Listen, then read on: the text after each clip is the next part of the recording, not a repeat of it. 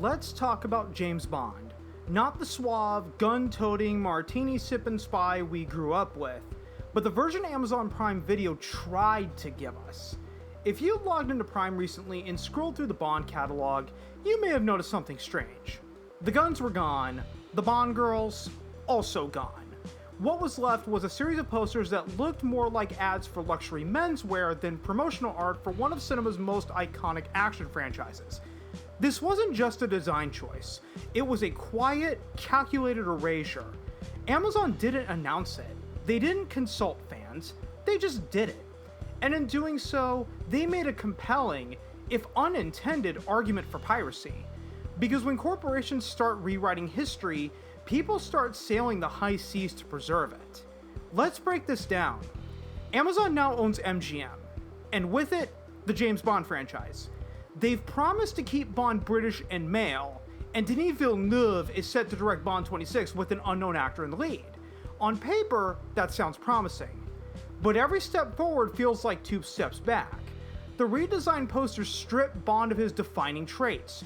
No Walter PPK, no femme fatales, just awkward poses and empty hands. Take the poster for Dr. No. Originally, Sean Connery stood confidently, gun in hand. Then suddenly, his arms were folded like he was waiting at the DMV. GoldenEye's Brosnan once held his pistol aloft. Now he stared blankly, his hand clenched in a fist. Even Daniel Craig's Spectre poster featured an empty holster, like someone forgot to finish the Photoshop job. But here's the twist. Amazon reversed course. After widespread backlash, they quietly restored the original artwork. According to Variety, the gunless posters were removed from Prime Video's interface and replaced with the classic versions. No press release, no apology, just a silent retreat. And that silence speaks volumes. Because the damage was already done. The redesign wasn't a mistake, it was a test. A probe to see how far they could go in reshaping legacy. And when fans pushed back, Amazon folded. But the fact that they tried it all proves the point. Under corporate stewardship, legacy is fragile. It's negotiable, it's editable. This isn't just about aesthetics, it's about intent. Amazon is sanitizing Bond. They're reshaping him into something palatable for modern sensibilities. And while the films themselves remain untouched, for now, the posters were a warning shot. What happens when they decide to go further? Will they censor You Only Live Twice, where Bond undergoes plastic surgery to appear Japanese? Will they cut the cold open from Diamonds Are Forever, where he chokes a woman with her bikini top?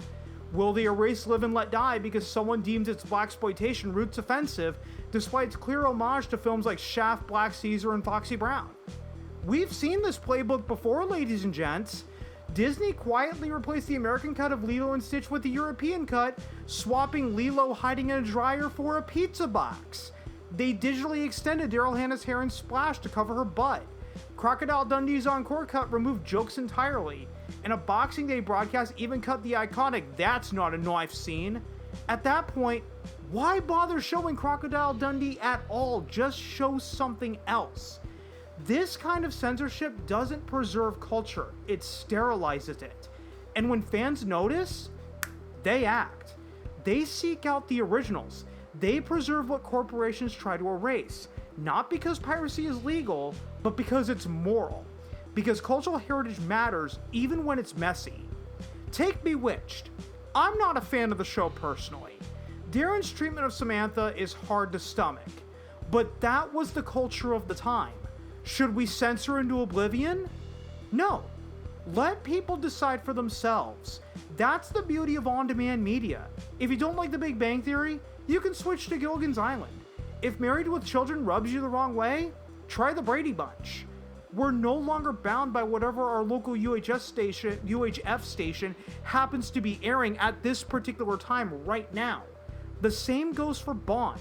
If you don't like the 60s and 70s era, just skip it entirely.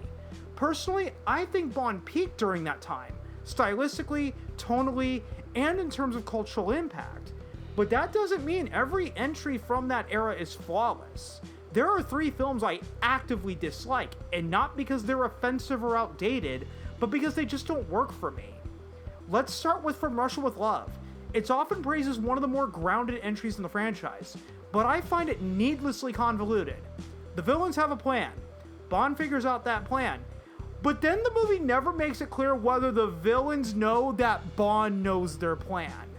It's a narrative Ouroboros, twisting in on itself without ever delivering a satisfying payoff. The tension fizzles because the stakes are buried under layers of espionage that don't connect. It's like watching a chess match where half the pieces are invisible and the rules keep changing mid-game.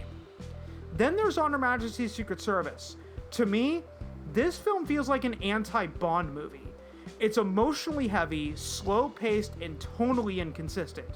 George Lazenby's Bond is written to be vulnerable, romantic, and ultimately tragic, which could have worked if it didn't feel so disconnected from the rest of the franchise. It's as if the filmmakers wanted to make a Daniel Craig-era Bond film while Daniel Craig was still in diapers. And while some fans appreciate that shift, I find it very jarring. It's not that Bond can't evolve, it's that this film doesn't feel like evolution, it feels like a detour. And finally, The Man with the Golden Gun. You'd think a movie starring Christopher Lee as the villain would be electric, but it's just boring. The pacing drags, the action is forgettable, even the duel between Bond and Scaramanga, which should be the highlight, feels underwhelming. It's a film that promises intrigue and danger, but delivers a lukewarm chase through a funhouse. It's not offensive, it's not controversial, it's just dull. But here's the thing, I don't want these movies erased. I want them preserved, because someone out there loves them. Someone grew up with them. Someone sees something in them that I don't. And that's the point. Cultural legacy isn't about universal approval. It's about preserving the full spectrum, flaws and all. Prohibitions rarely work. When you tell people they can't have something, they start wondering why. They start seeking it out. They start tasting the forbidden fruit. And once that curiosity kicks in, censorship becomes counterproductive. It doesn't protect, it provokes. Amazon's redesign of the Bond posters and their quiet reversal proves the fragility of legacy under corporate control. It shows that even icons like James Bond aren't immune to the whims of branding departments and risk-averse executives. And it reinforces the core truth. When corporations erase the past, piracy becomes a form of preservation. A way to say, we remember, we care, we won't let you rewrite this. And that, ironically, is the moral argument Amazon has made without even realizing it.